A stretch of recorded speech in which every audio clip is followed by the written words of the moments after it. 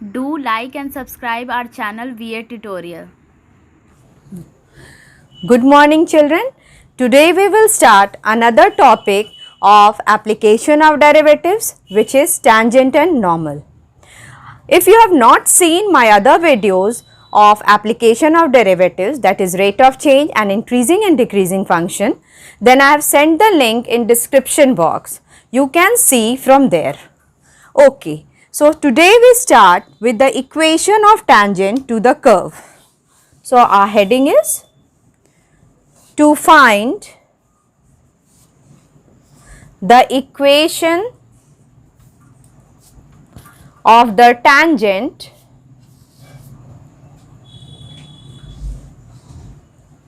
to the curve y is equal to fx at the point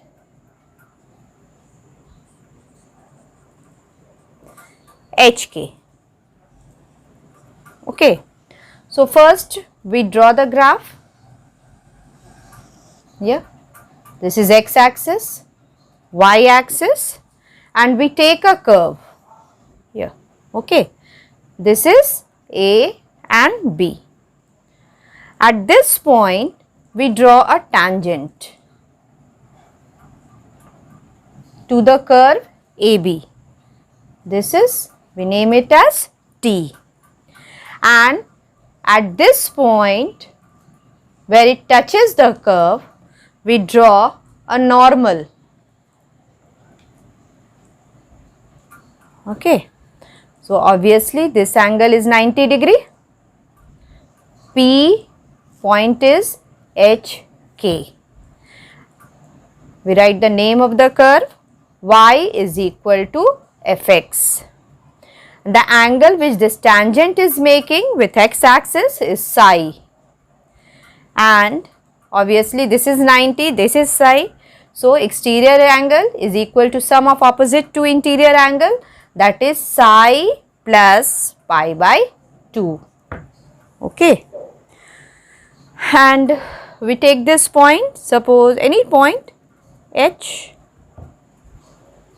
Now let AB be the curve y is equal to fx and PHK be a point on the curve.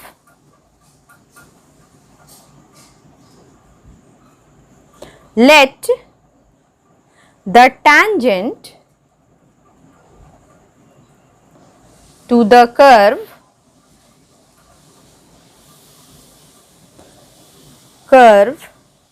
at the point P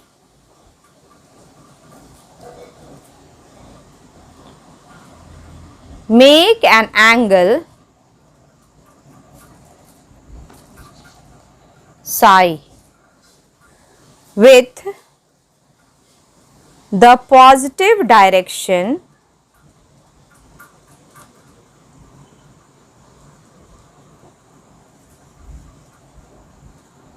of the x axis.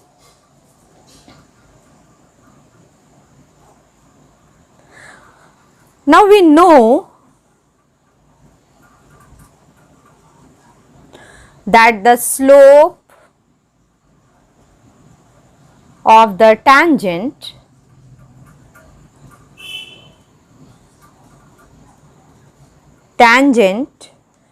to the curve is given by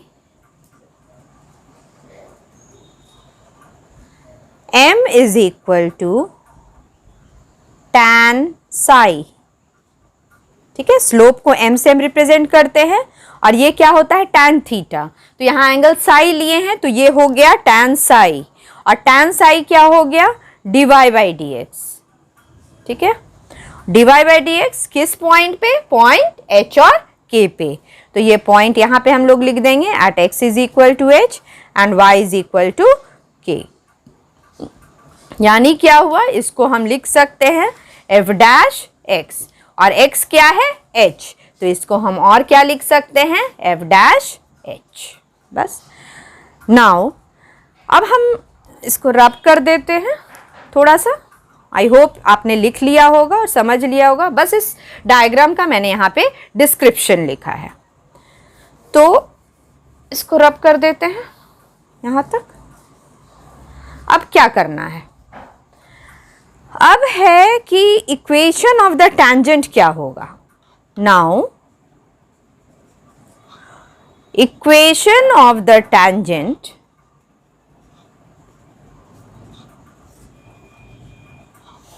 line PT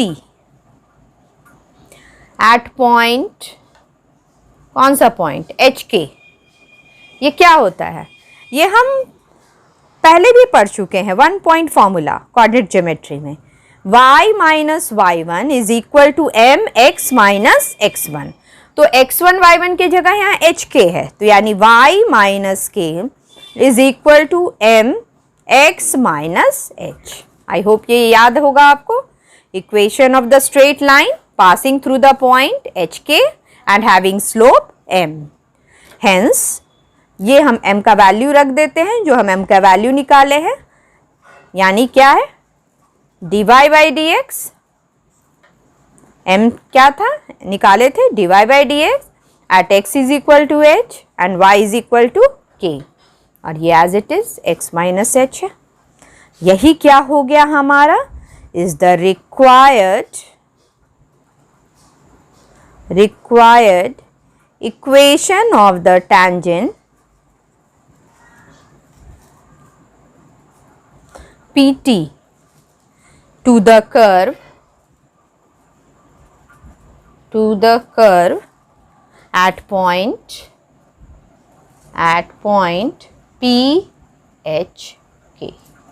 okay, तो ये हमारे सारे exercises में use होगा कि equation of the tangent, हमारा question क्या था, इक्वेशन ऑफ द टेंजेंट निकालना है एट द पॉइंट HK। तो equation of the tangent finally क्या निकला, y minus k is equal to dy by D x, x is equal to h, y is equal to k, x minus h। और इसको याद कैसे रखना है, सीधे हम 1 पॉइंट फॉर्मूला याद करेंगे, जो कि हम पहले से जानते हैं कोऑर्डिनेट ज्योमेट्री से, कि y minus y1 is equal to mx minus x1। तो x1 y1 की जगह यहाँ hk है, और m का वैल्यू यहाँ हम पहले ही दिखा चुके हैं, वो क्या होता है, dy by D x at x is equal to h and y is equal to k। तो याद रखना भी बहुत ही ईजी है, उससे कोरिलेट कर कर हम बहुत ईजिली उसको याद रखेंगे। तो बस अब हम नेक्स्ट ये नॉर्मल इक्वेशन ऑफ नॉर्मल अब देखते हैं कि कैसे करना है, उसका इक्वेशन क्या निकलेगा और कैसे निकलेगा। ठीक है, तो अब है कि अब हमको निकालना है इक्वेशन ऑफ नॉर्मल। तो इक्वेशन ऑफ नॉर्मल के लिए यहाँ देखते हैं, to find the equation of the normal, अभी टेंजेंट निकाले, अब नॉर्मल का देखना है, to the curve at point PHK, same point है PHK। ठीक है, तो इसमें भी हमारा क्या होगा, सपोज करते हैं, let the equation of the normal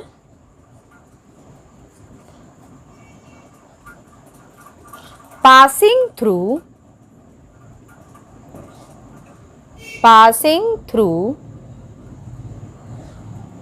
PHK B क्या हो जाएगा, y minus k is equal to m dash x minus h। वही सेम चीज जो कोऑर्डिनेट ज्योमेट्री में पढ़े हैं, y minus k is equal to, slope को हम m डैश से दिखा रहे हैं नॉर्मल के, x माइनस h। अब हम क्या देख रहे हैं, इसको इक्वेशन नंबर 1 ले लेते हैं। सिंस अब हम जानते हैं पहले से कि नॉर्मल क्या होता है, टैंजेंट के परपेंडिकुलर होता है। तो since the normal is perpendicular to the tangent. ठीक है, तो हम कोऑर्डिनेट ज्योमेट्री में पढ़ चुके हैं कि दोनों के स्लोप का प्रोडक्ट क्या होगा, -1, यानी m डैश का जो स्लोप होगा वो हो जाएगा -1/m। अब हम पुट कर देंगे 1 में m डैश का value. Now therefore putting the value of m dash in 1, क्या मिला हमको, y minus k is equal to -1/m x minus h। अब दिस इम्प्लाइज, m को हम इधर ले आते हैं तो y minus k into m is equal to, यहाँ पे इक्वल टू के बजाय या रहने देते हैं, एक स्टेप बढ़ेगा और क्या, -x माइनस h। ये इम्प्लाई करेगा y minus k into m, और ये जो माइनस है इधर आके प्लस हो जाएगा, x minus h is equal to 0। यानी क्या हुआ, m हमारा क्या था, y माइनस के, m का वैल्यू पहले ही हम निकाल चुके हैं h के पॉइंट पे, तो f डैश h होता है, ये हो गया x minus h is equal to 0। अब वहाँ m को हम फिर से हम याद दिला दें आपको, आप याद कर ले, नोट कर ले, पहले ही हम लोग ये पढ़ चुके हैं क्या, कि m जो है वो क्या होता है, tan psi। ठीक है, और tan psi मतलब क्या हो गया, dy/dx at x is equal to h and y is equal to k, और इसी को हम क्या लिखे हुए हैं, f डैश h। बस ये आपको ध्यान रखना है, ये मैं फिर से रिकॉल करवा दी हूँ आपको कि कैसे यहाँ पर f डैश h को रखा गया है। तो बस एक चीज़ इसमें याद रखना है कि जब नॉर्मल है दैट मीन्स कि it is perpendicular to tangent, और जब परपेंडिकुलर है तो हमारे पास कंडीशन कोऑर्डिनेट ज्योमेट्री से हम जानते हैं कि दोनों का स्लोप का प्रोडक्ट क्या होगा, -1। तो दैट मीन्स कि नॉर्मल का अगर स्लोप हम m डैश से डिनोट कर रहे हैं तो वो हो जाएगा -1/m, और इसका वैल्यू हम यहाँ पुट करेंगे तो हमारा रिजल्ट आ जाता है finally y minus k f dash h plus x minus h is equal to 0। I hope आपको इक्वेशन ऑफ टैंजेंट और नॉर्मल बहुत अच्छे से समझ में आ गया होगा, और इसी पे बेस्ड हमको सारा क्वेश्चंस इसी के इक्वेशन पे बेस्ड बनाना है। ओके, मैं बोर्ड को रब कर देती हूँ।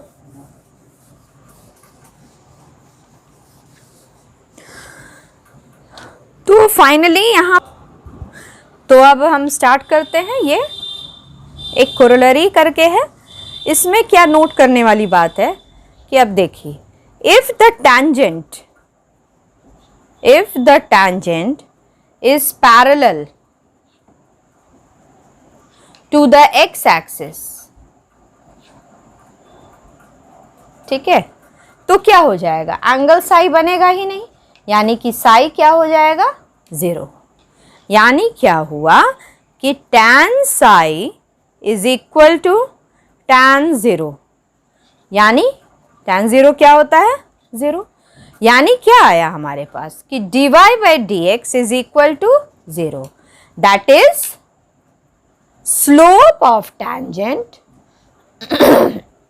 Slope of tangent is equal to 0। और नेक्स्ट हम क्या एक पॉइंट देख रहे हैं कि if the tangent is parallel to the y-axis, ठीक है, तब क्या हो जाएगा, पैरेलल हो जाएगा, यानी कि साई क्या हो जाएगा, π/2। तब हमारा साई π/2 है, यानी क्या हुआ, this implies tan psi is equal to tan π/2, और tan π/2 क्या होता है, अनडिफाइंड, इन्फिनिटी।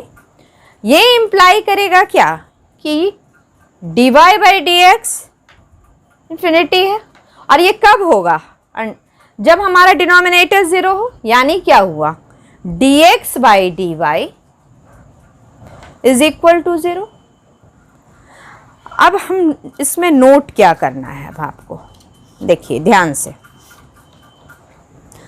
अब हम देखते हैं यहाँ पे कि इक्वेशन ऑफ टैंजेंट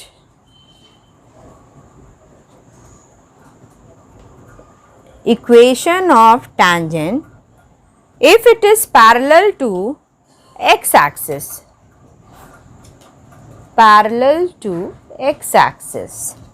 तो क्या हो रहा है, y minus y1 is equal to m x minus x1।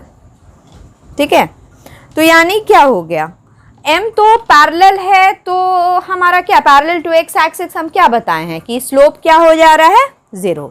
तो इसका वैल्यू पुट कर देते हैं, y minus y1 is equal to 0, m का value 0 into x minus x1 which is equal to 0, यानी हमारे पास क्या आया, y minus y1 equal to 0, यानी y is equal to y1। तो ये कंडीशन कब आएगा, जब हमारा tangent parallel to x axis हो। अब नेक्स्ट पॉइंट हम देखते हैं कि जब y एक्सिस के पैरेलल होगा तब क्या होगा, equation of tangent when parallel to y axis, जब y एक्सिस के पैरेलल होगा तब क्या होगा। तो इसका मतलब क्या हुआ, ये हम देख चुके हैं कि हमारा क्या हो रहा है, यहाँ पे m जो है 0 आ रहा है, तो उसका इक्वेशन ऑफ टैंजेंट क्या है, when parallel to y axis, y minus y1 into m plus x minus x1 is equal to 0, यानी this implies y minus y1 into m हमारा क्या है, 0 है, तो into 0 plus x minus x1 is equal to 0, यानी हमारे पास आया x is equal to x1। ये हमारा याद रखना है कि x इज इक्वल टू क्या हो जाएगा इस केस में, x1। जब भी पैरेलल टू y एक्सिस है, इसका मतलब क्या हो गया कि ये perpendicular to x, parallel to y axis, यानी क्या हुआ, परपेंडिकुलर टू x एक्सिस।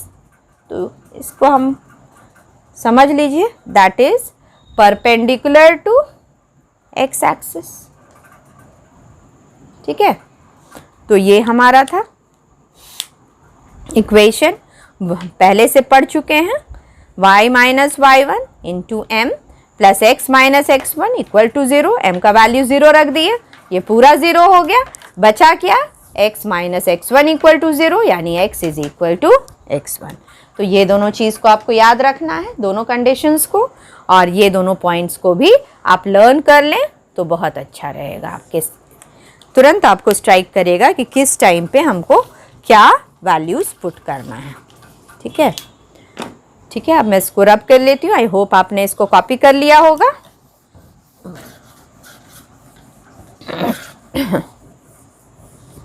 ठीक है, अब है next, angle of intersection of to curves.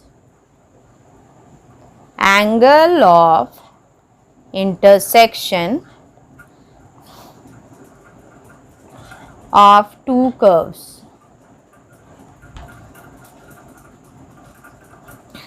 ठीक है, ये हमारा हेडिंग है। अब एंगल निकालना है, तो इसमें हम देख रहे हैं कि इसको हम कैसे डिफाइन कर सकते हैं। ओके, ये क्या है, if the two curves intersect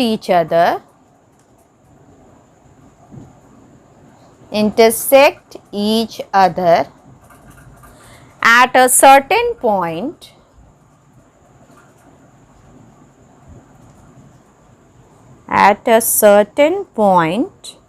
and if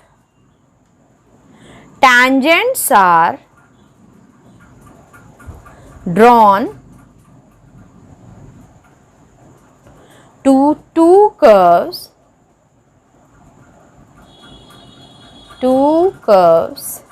at their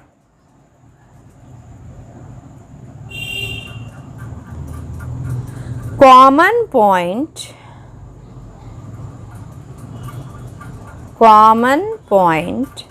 of intersection,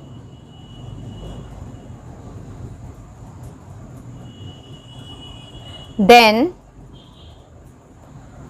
the angle between those two tangents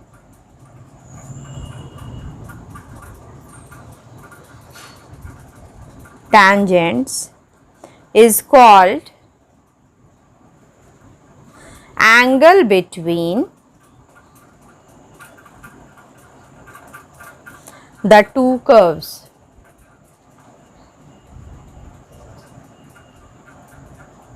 At that point.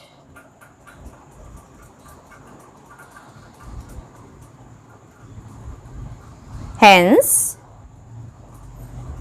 the angle between the two curves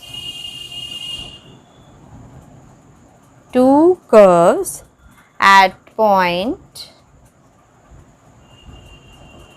say P is psi 1 minus psi 2. ठीक है. एक और next important ये है orthogonal intersection, जिसको हमको समझना चाहिए. Orthogonal intersection. ठीक है. ये ऑर्थोगोनल इंटरसेक्शन का मतलब क्या हुआ? ऑर्थोगोनल इंटरसेक्शन का मतलब हुआ कि दोनों कर्व जो है वो इंटरसेक्ट कर रहा है एट राइट एंगल. तब हम बोलेंगे उसको कि वो इंटरसेक्ट कर रहा है ऑर्थोगोनली. तो इसका मतलब if the angle between the two curves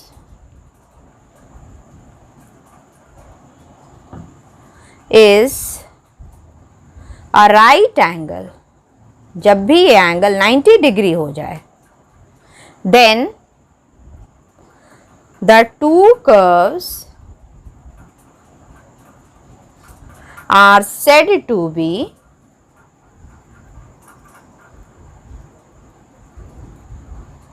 intersecting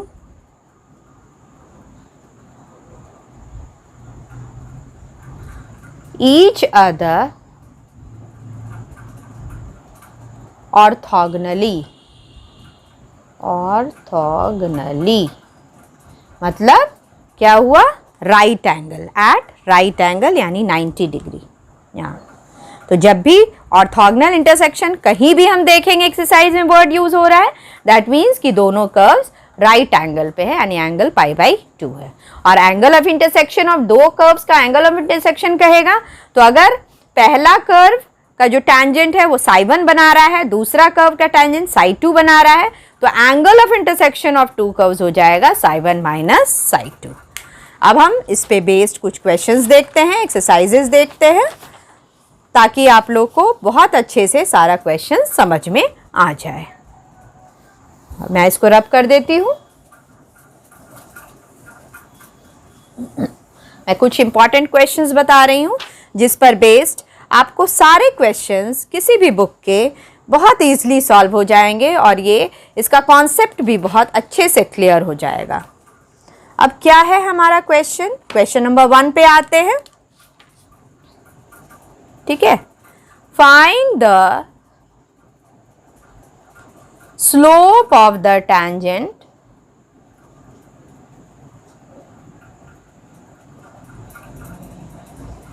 to the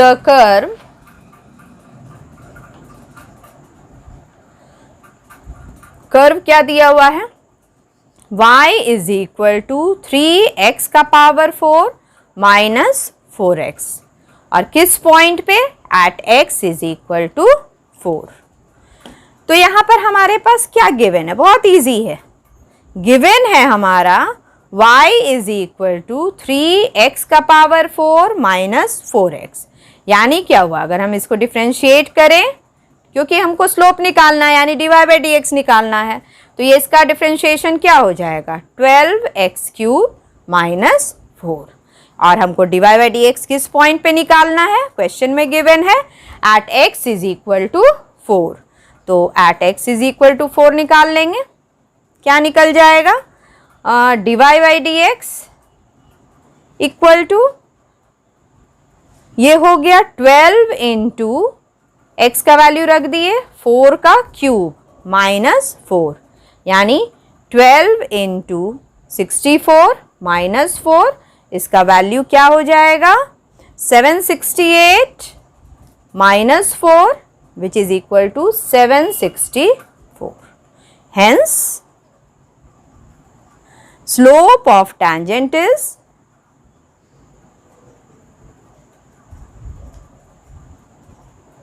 764। ये आंसर हो गया हमारा इस क्वेश्चन का। आई होप इस समझ गए होंगे, इसमें तो कुछ भी नहीं था, बस डिफ्रेंशिएट किए और उसका x इज इक्वल टू 4 पे वैल्यू रख दिए और हमारा स्लोप निकल गया। अब क्वेश्चन नंबर 2 पे आते हैं।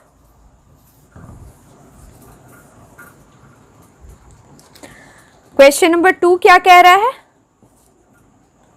क्वेश्चन नंबर 2 में है कि find the slope of the tangent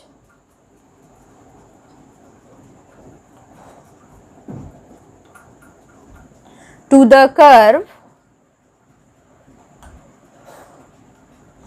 y is equal to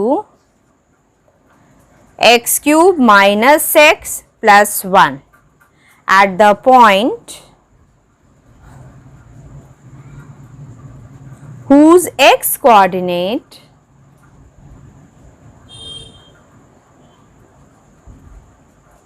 is 2। ठीक है, इसका दिया हुआ है कि x कोऑर्डिनेट क्या है 2 है। तो सबसे पहले उस पॉइंट को हम सपोज कर लेते हैं। Let the point be P on the curve y is equal to x cube minus x plus 1 whose x coordinate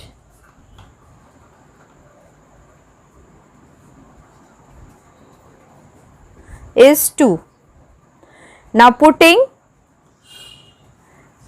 x is equal to 2 in the equation,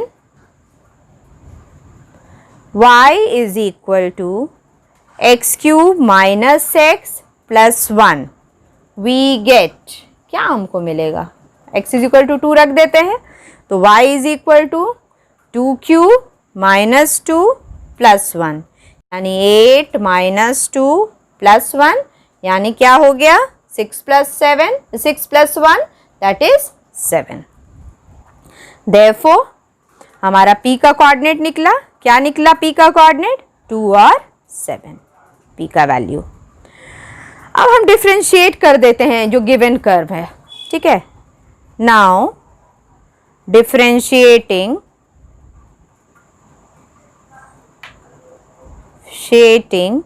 y is equal to x cube minus x plus 1, क्या मिलेगा differentiate करने पे dy by dx equal to 3x square minus 1, और हमको x पे value रखना निकालना है, x कोऑर्डिनेट क्या है 2।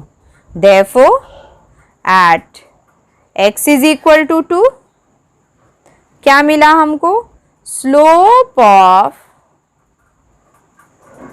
tangent at P is 3 into 2 square minus 1, that is 12 minus 1 which is 11. This is our required answer. So I hope आपको समझ में आ गई होगी क्वेश्चन नंबर 2 भी। अब हम क्वेश्चन नंबर 3 की तरफ बढ़ते हैं। आप देख रहे होंगे कि कितना इजीली सारा क्वेश्चंस बनता चला जा रहा है हमारे थ्योरी के बेस्ड। जो हमने अभी बताया आपको। अब हम क्वेश्चन नंबर 3 पे आते हैं। क्वेश्चन नंबर 3 क्या कहता है? Find the slope of the normal to the curve x is equal to a cos cube theta और y is equal to a sin cube theta at theta is equal to pi by 4। ठीक है, तो इस पे हमको slope निकालना है। तो यानी हम यहाँ पे हम क्या देख रहे हैं कि x भी थीटा के फॉर्म में है और y भी थीटा के फॉर्म में है। दैट मीन्स कि हमको dy बाई डी थीटा और dx बाई डी थीटा निकालना है और डिवाइड करने पे हमको dy बाई dx आ जाएगा। तो इसको हम लिखते हैं, डिफ्रेंशिएट करना शुरू करते हैं। Now dy by D theta, यहाँ dy by D theta differentiate करेंगे तो ये क्या हो जाएगा? 3a साइन स्क्वायर थीटा और साइन का डिफ्रेंशिएशन कॉस थीटा। और इसको हम डिफ्रेंशिएट करते हैं तो ये हमको क्या निकल जाएगा?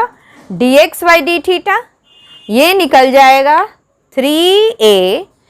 ठीक है, और ये हो गया इसका डिफ्रेंशिएशन कॉस का माइनस साइन, तो ये हो जाएगा -3a sine theta cos square theta.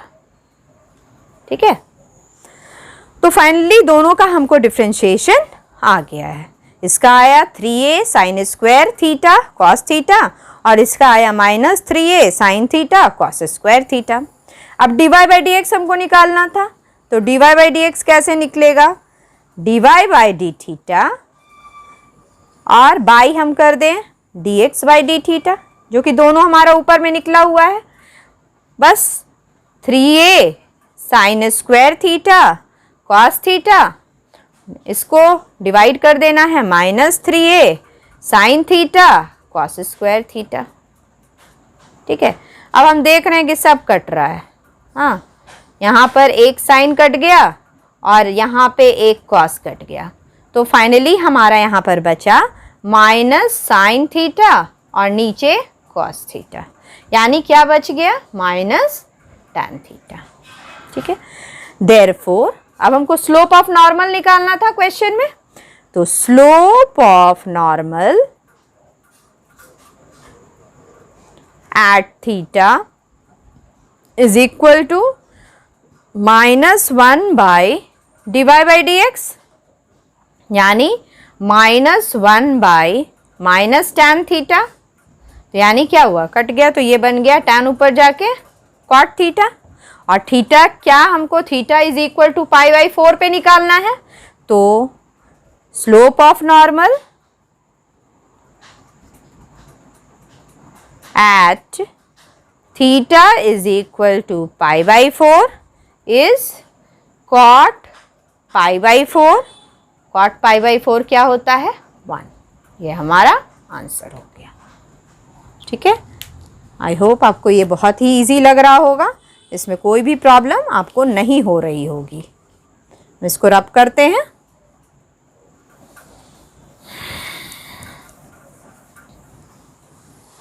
अब क्वेश्चन नंबर 4 पे आते हैं। क्वेश्चन नंबर 4 मैंने सारा क्वेश्चंस अलग अलग टाइप का दिया है ताकि आपको हर तरह का क्वेश्चंस को सॉल्व करने की तरीके पता चल सकें। Find points at which the tangent to the curve y is equal to x cube minus 3x square minus 9x plus 7 is parallel to the x-axis।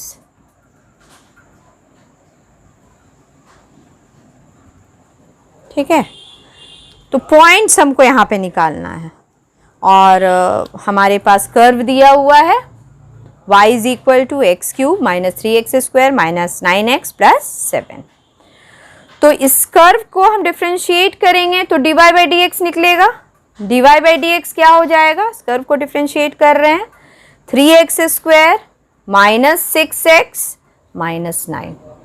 ठीक है, कुछ कॉमन हो रहा है, 3x square minus 2x minus 3।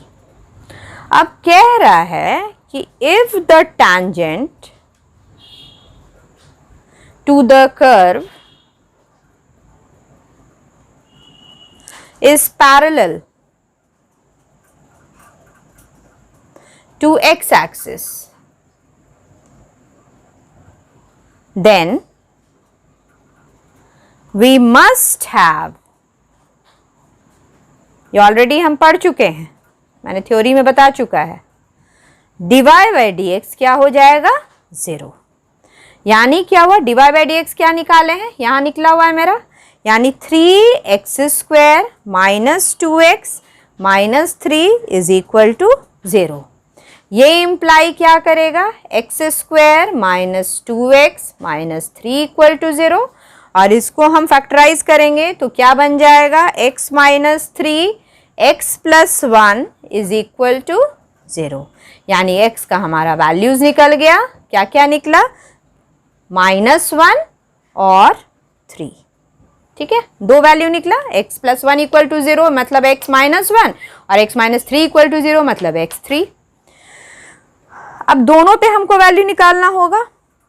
Now when x is equal to -1, ठीक है, तो y क्या हो जाएगा, यहाँ पे हमको रखना होगा -1, तो -1 का क्यूब -3 x स्क्वायर मतलब -1 का स्क्वायर -9 -1 प्लस 7 इस कर्व में हम पुट कर दिए हैं y निकालने के लिए।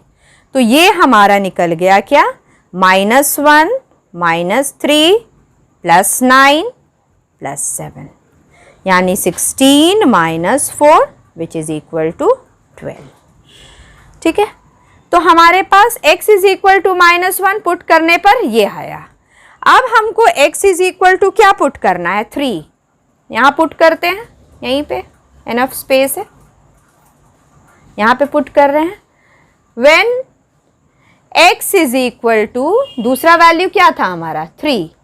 When x is equal to 3, अब हम इसमें रख रहे हैं इस कर्व में, तो y क्या निकल गया हमारा, 3 का क्यूब -3 इंटू 3 का स्क्वायर -9 इंटू 3 प्लस 7। इसका वैल्यू रखेंगे तो ये आ जाएगा 27 -27 -27 और प्लस 7। तो ये दोनों तो कट गया, तो ये बचा हमारे पास -20। तो x बराबर 3 है तो y आ गया क्या, -20। तो हमारा क्वेश्चन क्या था, हमको पॉइंट्स निकालना था। तो हमारे पास 2 पॉइंट निकला, कौन कौन सा पॉइंट निकला, एक पॉइंट हो गया, hence the points are x -1 तो y आया हमारा 12, और दूसरा पॉइंट यहाँ पर है x3 है तो y हमारे पास आया है -20। ये आंसर हो गया। ठीक है, ये आपको ध्यान से देखिए, ये हमारा आंसर हो गया। कैसे हो गया, यहाँ पर x इज इक्वल टू -1 लिए थे, कर्व में पुट किए तो y इज इक्वल टू 12 आया, तो एक पॉइंट हो गया -1 और 12।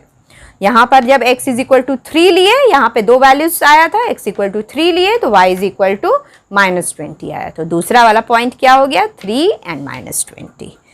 And so we are with the answer. अब हम नेक्स्ट क्वेश्चन को देखते हैं। तो सारे क्वेश्चंस अलग अलग आपको लग रहे होंगे। क्वेश्चन नंबर 5 पे आते हैं।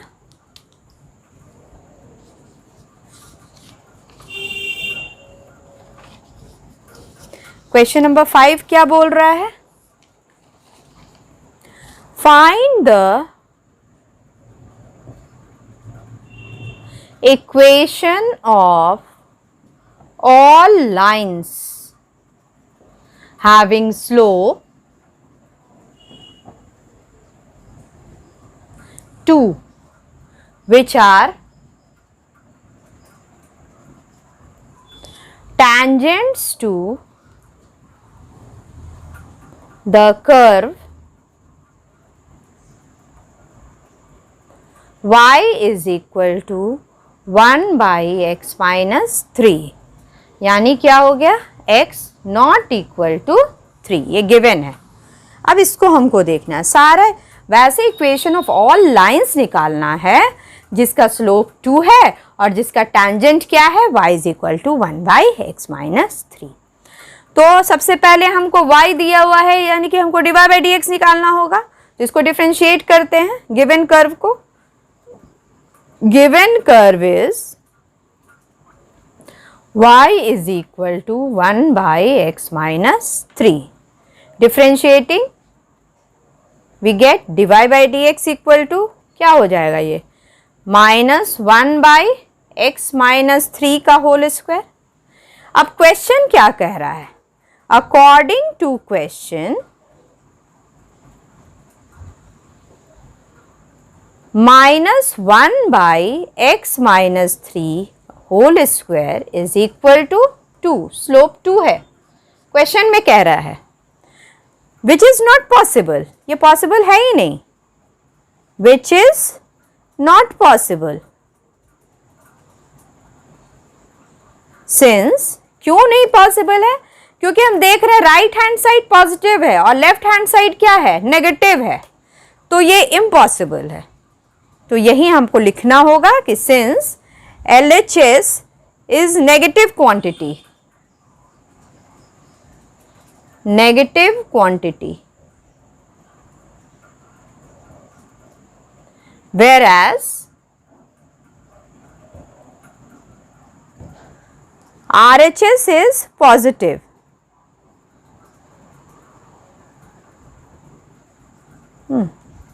ठीक है, hence हमको मेरा सोल्यूशन क्या हो गया, hence there are no tangent lines to the given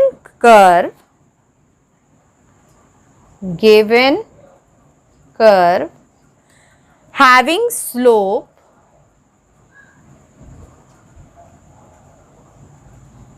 equal to 2।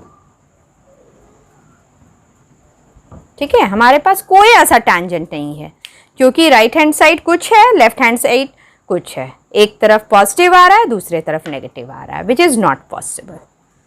So here we go with the answer. अब हम नेक्स्ट क्वेश्चन पे आते हैं, क्वेश्चन नंबर 6। ठीक है, ये हमारा लास्ट क्वेश्चन होगा, क्योंकि मैंने काफ़ी क्वेश्चंस बता दिए हैं और जिसके बेसिस पे आपके सारे क्वेश्चंस किसी भी बुक के आप ट्राई कर सकते हैं। So, question number 6, prove that the curves x is equal to y square and xy is equal to k cut at right angles.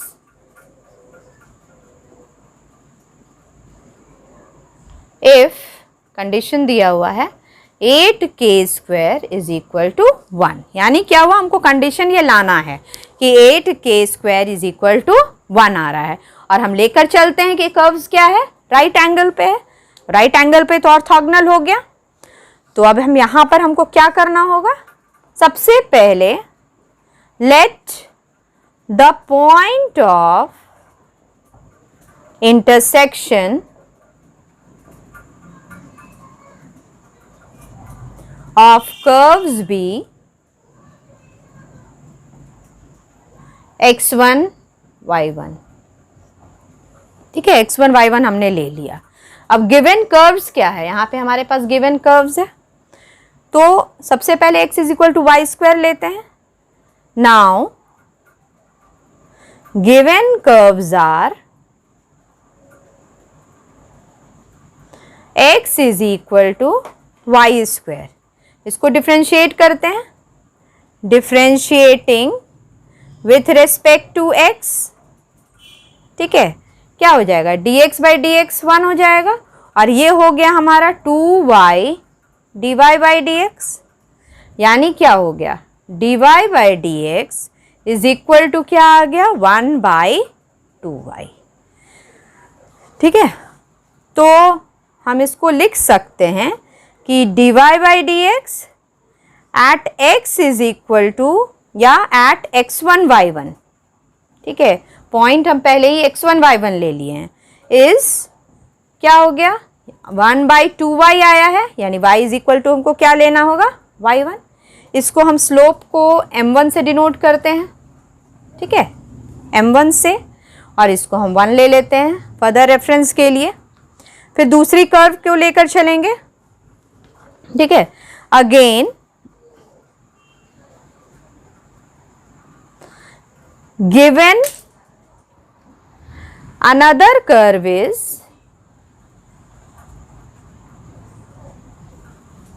दूसरा वाला कर्व क्या है, x y is equal to k, x y is equal to k. अब इसको differentiate करते हैं तो क्या हो जाएगा, ये यूवी मेथड से डिफ्रेंशिएट होगा, यानी x into d y by D x plus y into 1 is equal to 0, constant का डिफ्रेंशिएशन 0, यानी x d y by D x is equal to क्या आ गया, प्लस वाई उधर जाके माइनस वाई, यानी क्या हुआ, d y by D x हमको चाहिए, तो d y by D x क्या निकला, माइनस वाई बाई एक्स, यानी क्या हुआ, जैसे ये लिखे थे उसी तरह से लिखेंगे कि d y by D x at x1 y1 is क्या आ गया हमारा, ये y1 और ये x1, तो इसको हम लिख सकते हैं is minus y1 by x के जगह x1, और इसको हम m2 ले लेते हैं से, ठीक है, फर्दर रेफरेंस के लिए, ठीक है। अब देखिए क्यों हम दोनों का स्लोप निकालें, क्योंकि कह रहा है कि राइट एंगल पे कट कर रहा है, मतलब क्या हुआ, m1 into m2 equal to हम क्या ले लेंगे अब, -1। तो बोर्ड को थोड़ा रब कर देते हैं, आप ये ध्यान रखिएगा कि दोनों m1 यहाँ से ले रहे हैं, m2 यहाँ से ले रहे हैं, तो m1 इंटू m2 हम इक्वल टू -1 शो करेंगे। तो ये क्वेश्चन को देखिए, ठीक है, क्वेश्चन की जरूरत है नहीं, इसको भी हटा ही देते हैं। Therefore, m1 m2 is equal to -1, ये कब पॉसिबल होगा, if and only if 1 by 2y1 into दूसरा वाला क्या लिए थे, -y1 बाई x1, ठीक है, तो ये हम देख रहे हैं y1 कैंसिल हो रहा है, तो ये आ गया दिस इज इक्वल टू -1। ये कब होगा, जब 1 बाई 2x1, ये माइनस माइनस भी कैंसिल हो जा रहा है दोनों साइड में, ठीक है, तो ये 1 by 2x1 is equal to क्या हो रहा है, 1, यानी क्या हुआ, x1 इज इक्वल टू आया हमारे पास हाफ, ठीक है। Now x1 y1 lies on y square is equal to x, तो लाई करेगा तो क्या होगा, इसमें हम y और x1 y1 को सेटिस्फाई करेगा, तो y1 का square is equal to x1, यानी क्या हुआ, ये क्या वैल्यू आया है, हाफ, तो हम ये लिख सकते हैं कि y1 का square is equal to half, x1 का वैल्यू यहाँ से डालें half, again x1 y1 lies on xy is equal to k, ये कब पॉसिबल होगा, जब यहाँ पर वैल्यू सेटिस्फाई करेगा, x1 y1 रखेंगे, x1 y1 is equal to k। अब हम स्क्वेयरिंग दोनों साइड्स कर दें, यहाँ लिख भी देते हैं, कंफ्यूजन नहीं होगा, squaring both sides, x1 square y1 square is equal to k square, यानी ये कब आएगा, यहाँ पर x1 का वैल्यू रख रहे हैं, यहाँ से हाफ का स्क्वायर y1 स्क्वायर का वैल्यू रख रहे हैं यहाँ से, तो ये हो जा रहा है हाफ, और ये क्या निकला हमारा k स्क्वायर, यानी ये क्या निकला हमारे पास 1/8 is equal to k square, यानी क्या हुआ 8k square is equal to 1। Proved, यही तो प्रूव करना था हमको। आई होप आप समझ गए होंगे हमारे इस चैप्टर टेंजेंट एंड नॉर्मल को, जिसमें मैंने सफिशिएंट क्वेश्चंस आपको एक्सप्लेनेशन के तौर पे दिया है। अब हम अगले क्लास में नेक्स्ट टॉपिक स्टार्ट करेंगे, अप्रॉक्सीमेशन। काइंडली मेरा वीडियो सारा देखें ताकि आपको सीक्वेंस में सब कुछ समझ में आ सके।